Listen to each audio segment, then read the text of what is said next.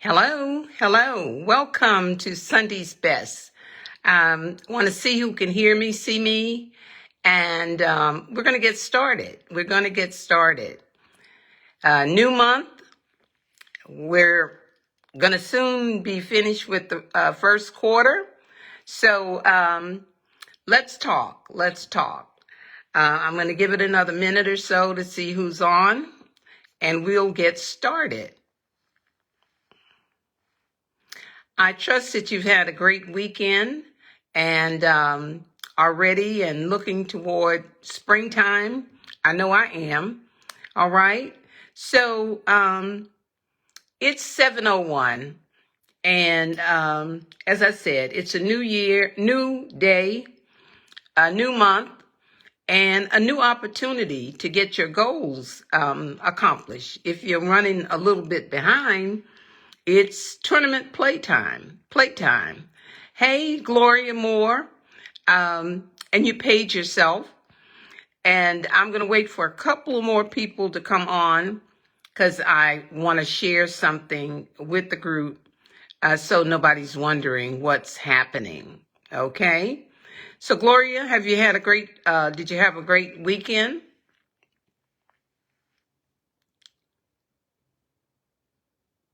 I hope you did. All right.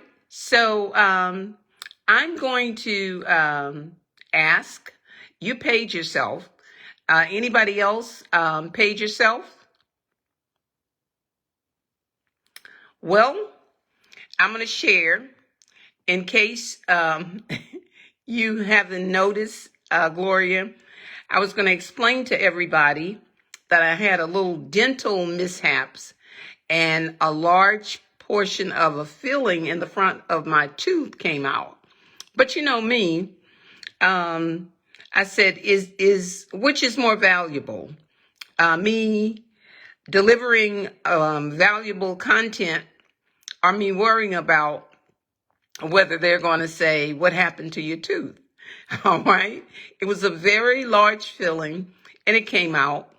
And knowing me, I decided to take lemon and make lemonades.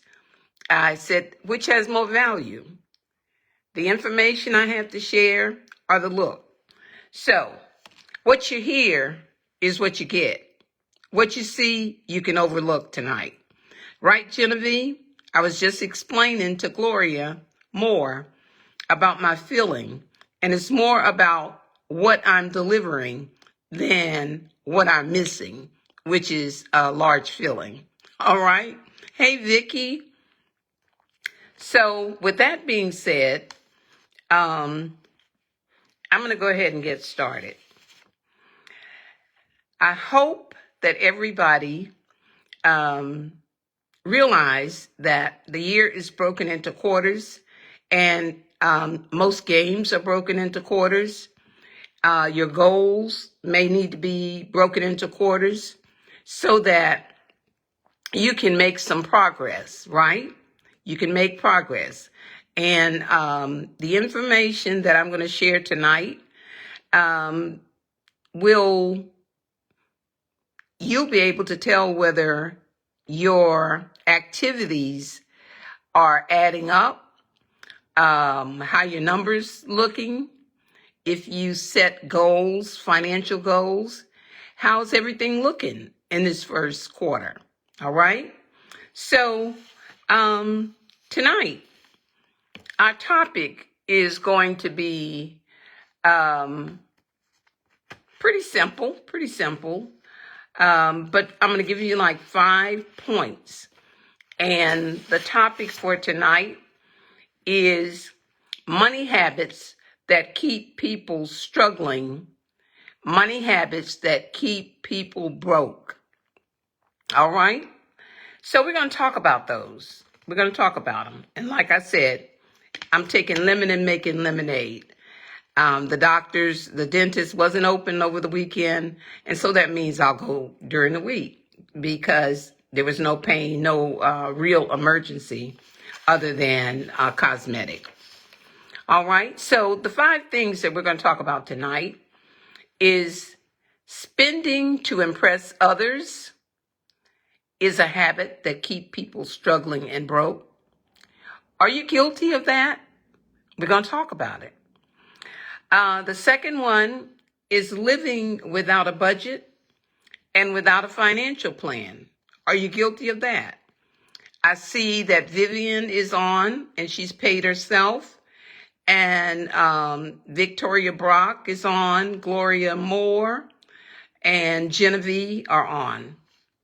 Number 2 was living without a budget or financial plan. Is that you? Are you guilty of that? Number 3, ignoring saving on a regular plan. How about that? Guilty or innocent? Number 4, money habits that can keep you struggling or broke. Relying on a credit card to pay your monthly bills. That'll keep you struggling. Number 5, avoiding financial education. No matter how much we try, we invite people to Sunday's Best. It's free information. It's valuable information, but not everybody has time. Not everybody will make time. Not everybody is receptive. Not everybody want it from me. Not everybody want it now. Maybe later. All right? So I'm going to tell you about some of the consequences of waiting on one or two of these, or maybe all 5 of these things that money habits that keep us struggling. So number 1, are you guilty of trying to impress other people? Do you not know who you are? You can be you, and being you is enough. You don't have to go out of your way, keep yourself struggling financially to please other people or to show up differently than what you really are. Did you know that nearly 40% of Americans overspend to impress other people? That's a lot of people. 40%. And here's how they do it. And of that 40%, 77% of that 40% say that they spend to impress, but they have regrets now that they see how much it's really costing them. Isn't that something? Hey, Gwen Mapp. And how do you think people usually spend to impress other people? Clothing, cars, homes, where they educate the higher learning, or university or college that they send their children to, just because. It might be a tradition in their family, or the child may be gifted and really deserve to go there. Or you can simply afford it. But people who are struggling go out of their way to buy clothes, shoes, cars, homes, vacations, all of those things just to impress other people. And 27% of those who overspend are deeply in debt. So that means they're doing something to impress somebody, but they're pushing themselves or pressing themselves into a financial struggle. So why do people want so badly? Why do 40% of Americans feel like they have to measure up to somebody else, not to grow into their own potential and blossom, but to look more impressive to other people? Why? Because it's a pressure that they feel to appear successful. That's why. So who does it? You'd be surprised. Friends compete against friends so that they don't look like they're lacking anything. Family members, business associates, people you work with, people at church, co-workers, like I said, people you work with. They all do this. And Genevieve says entertainment is sad. It's costing them a lot. Exactly. Pastor Jamal said good evening, and he's paid himself. So people spend a lot of money. They're in a lot of debt, so it's not money that they have to impress other people. People will even borrow money. That's what happens when you are spending off of a credit card. It's a loan. They will borrow money to lend to people to impress them that they have money. Okay, so that was number one. We got 4 more to go. Living without a budget or without a financial plan. That's a big risk, y'all.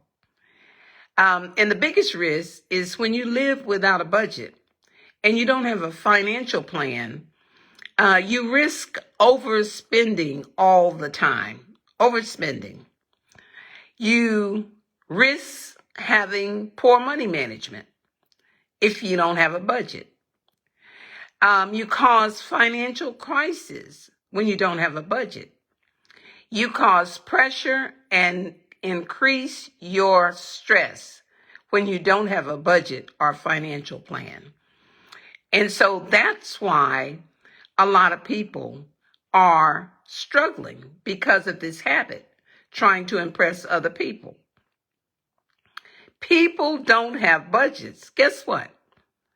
People don't have budgets because they don't want to be reminded that they have to stay between the margins.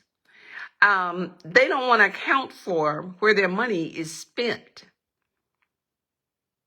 So they'd rather say, I don't know what happened to my money, than here is what happened to my money. So number one was spending to impress other people will keep you broke. It will keep you struggling. And the way that you spend to impress other people, 40% of Americans overspend on clothing, on cars, on shoes, on homes, on colleges, just on a lot of things. All right? So that's one. The second one is the one I just said about not having a budget. Not having a budget. Number 3, the money habit that keeps people struggling is ignoring the advice of saving on a regular basis. It's like, you need to save. You need an emergency fund. It's like knowing that you have a slow leak in your tire and you don't have a spare. And you tell yourself, before you tell yourself that, you pass like 3 gas stations and you're running off of fume, but your reasoning is, I don't want to be late. Well, how about that? If you run out of gas and you're on the side of the road, or if you have a flat tire and you don't have a spare, how much later can you be? So again, ignoring regular saving advice that could save your life, that could save you financially, by choosing poor habits, the reasoning is you don't want to be late. Well, I'll start making better decisions when I make more money. That's another reason people are left struggling. I'll start next year is another reason. I'll start when I get out of debt. Well, it's kind of counterproductive. You're going to stay in debt if you don't heed the signs. Okay? And those of you who are joining late, again, I already gave you the explanation. And so I hope that you can understand everything I'm saying, because I'm a little bit not handicapped, but I made a good choice. I'm giving you more value. And so what you see is what you see, but what you get, it depends on how important it is to you, whether you use it. All right. So, money habit number 4 that keep you struggling. You make it, you spin it, and you repeat the cycle. You know, if you keep getting up doing the same thing over and over and over, like the cycle, you make it, you spin it, and you do that for 30 or 40 years and then end up struggling. And so when we rely on a credit card to pay regular bills, to pay our essential bills, the reason is we have not heeded the word of the importance of number 3, which was to start a regular savings plan and to have an emergency fund. So when one thing keeps compiling onto the other, because it's got to make sense. It's got to make sense to you, and it's got to be something that you really want to change. If you're not tired of the struggle, don't change anything, and the struggle will still be there. Every charge, every time you swipe that card, you are making a loan.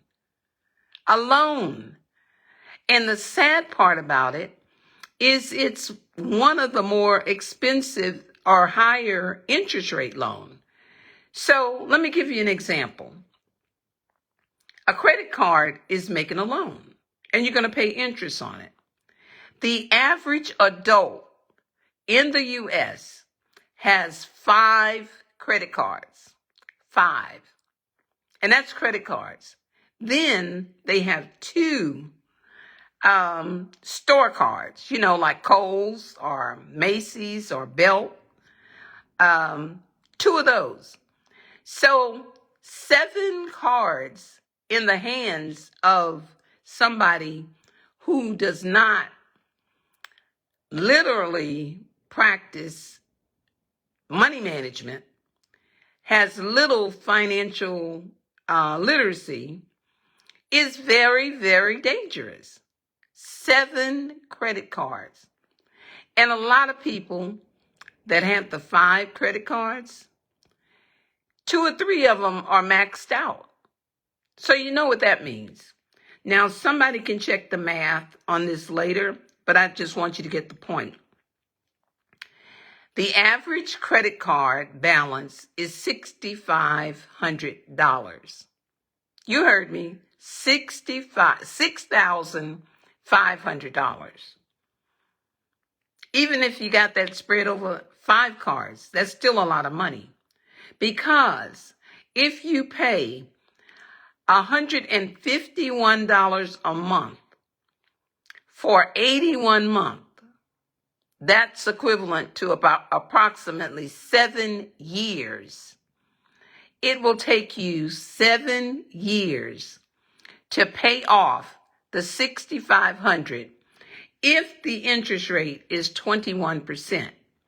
And you only borrowed $6,500, but the interest is $5,658.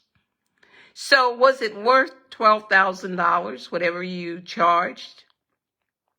Did you really need to spend that, or did you spend it because you were trying to impress someone?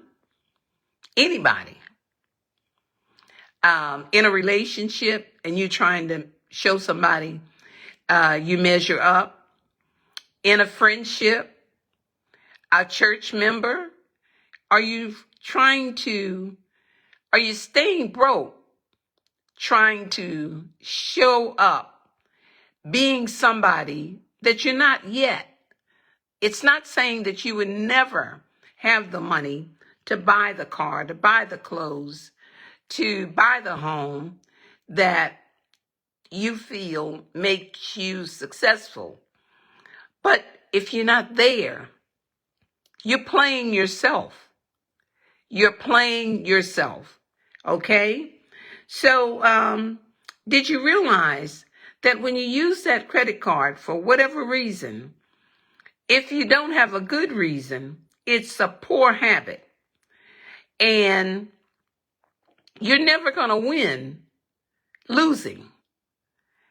And when you charge $6,500 and pay $5,658 in interest, you're not winning. You're losing. You're losing, and you're going to always struggle. Number 5, avoiding financial education. People don't want to work at certain things. They just want a handout. They don't want to read a book. They might listen to a video, but they don't want to take no notes, because that might be like, I'm really learning this stuff, so then I'm going to be held accountable for doing it. So they don't bother. If you are avoiding financial education, if you are avoiding tracking your spending, then you're in line for struggling.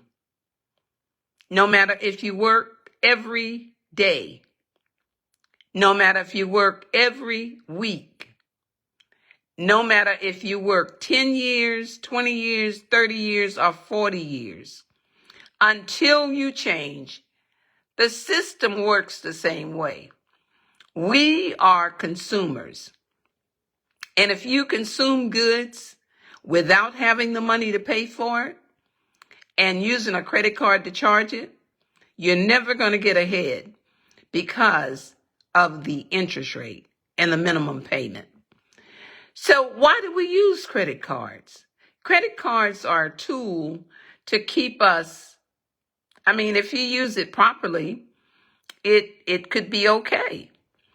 But if not, it's a tool to keep us broke, because you should only use it if you need to. But then the need should not be often, should not be always. So why do 40% of Americans use the credit card? I know you got your own answer, but here's a few. Gloria Lukey Washington said, broke, but trying to look rich. Exactly. We use credit cards because it's easy. It makes us feel good. It feels better than pulling the cash out of your purse or your wallet. But you know what? The overuse or the abuse of credit cards will sneak up on you. Yeah, it's sneaky. It'll sneak up on you. And it's among one of the highest interest rates of any kind of loans. We spoke about payday loans. Those are, I think, the most expensive. And hard money lenders is another one. But the credit card is one that we get lulled to sleep because it's so easy to pull it out and use it. So we don't value financial education more than we value, or we don't value it as much as we value watching TV 28, 38 hours a week. What could we do financially to educate ourselves instead of, and all TV is not bad. I'm just not a real watcher of TV. All TV is not bad. So if you're going to use it as a tool financially, find somebody that you trust. Find a podcast, look at YouTube, and find something educational. It's good to look at the success of other people, but it's better to live and create your own success. And you will not have financial success without financial education.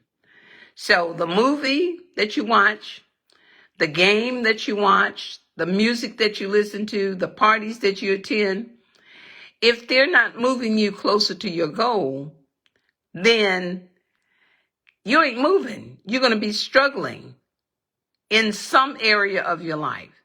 And the struggle is real. That's the 5 things. The struggle is real. Consumerism is a game that's played by the government to keep the government moving. So I encourage you, don't spend to impress. Don't spend money you don't have especially don't spend money you don't have to impress. Please use a budget. It's a guide. It's not a prison. It can be adjusted. It can be changed. It doesn't have to be so tight that you feel like you're in handcuffs.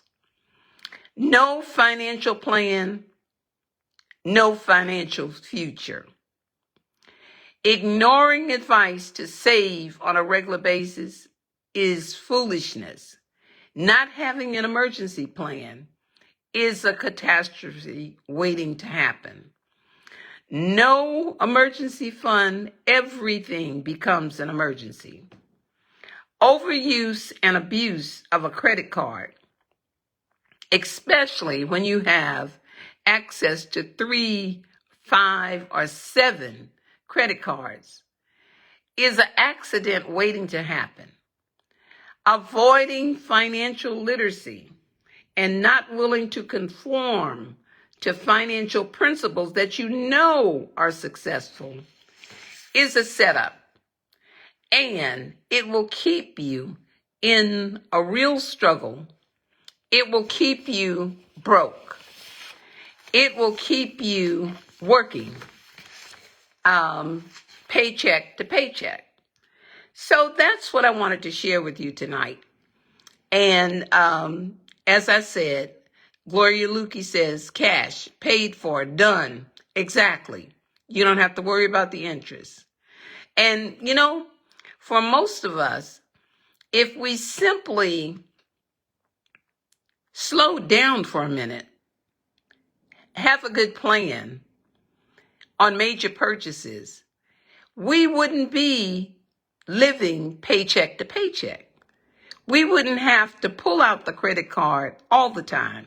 We would have the extra cash because when you do a budget, all of it is not about bills or expenses, monthly expenses. A part of it should be budget to save $100 every pay period. Our budget to put $50 in an emergency fund. Our budget to go out and have fun. Our budget to treat yourself. All of those things can go well and should go well, because unless you have a balanced budget, you're going to be all over the place. Imagine if we were driving, especially on a 2-lane highway, and there were no markers. There were no, nothing to tell you when you shouldn't pass a car.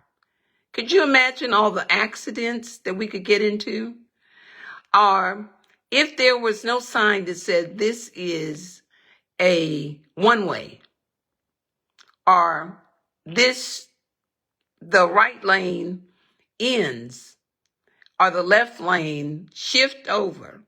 If you didn't have guidance, if you didn't have instructions, you know how many accidents, how many people would lose their lives? A lot. And so when you don't use the guardrails, like the emergency fund or savings or listening to someone, when you don't use those things, you're setting yourself up for financial accident. And Victoria says, hey, Gloria Cooper. Victoria said, a budget is necessary, Budgets are foundations for success. Exactly. So, it's been about 30 minutes, and those of you who just came in, I was sharing with the group that I had a little accident with my tooth, and I still decided that I needed to give this to you, because the more that I looked at it today, I said, it's like the slow leak in the tire. It's going to happen at some point if you don't make a change. And nothing changes until you change. So have a good night. Listen to the 5 things that I mentioned tonight, and check yourself before you wreck yourself. Answer, am I guilty of spending money to impress people who could care less about me? Am I guilty of not having a budget? Am I guilty of not having an emergency fund? Am I innocent in some areas? But sometimes people say, what you don't know won't hurt you. If you don't know these 5 things, it's going to hurt you. In fact, it's already hurting you. You just maybe don't feel it as much because you're comfortable with paying that $151. You're not asking, how much is it really costing me? Because it's costing you about $12,000. You didn't mean to go that deep, did you? But when you're not educated financially, you ask, what is the payment? You don't ask, what is it costing me? And that's the question that needs to be answered if you are going to close the wealth gap that we talked about last week. All right? So have a good night. Have a good life. In fact, take these 5 principles and begin to manage your money. Or those of you who are already paying yourself, pass this information on to somebody else. Hopefully they get it at some point. All right. Thank you, Genevieve. She said, I did a great job. Vicki said, great information shared. Right? What is it really costing me? Have a good week, everyone. And pray for our military. Yes, Gloria Lukey, thank you for reminding us. You know, I used to look at the news and say, I would hate to be there where people are trying to take cover for even walking down the street. They could get shot, or, you know, a bomb could blow them up, or they could be looking for a home that's no longer there. But as they say, sometimes things hit home. And so do like Gloria Lukey said, pray for America. Pray. We need a lot of prayer. All right? Have a good one. Have $1 million life.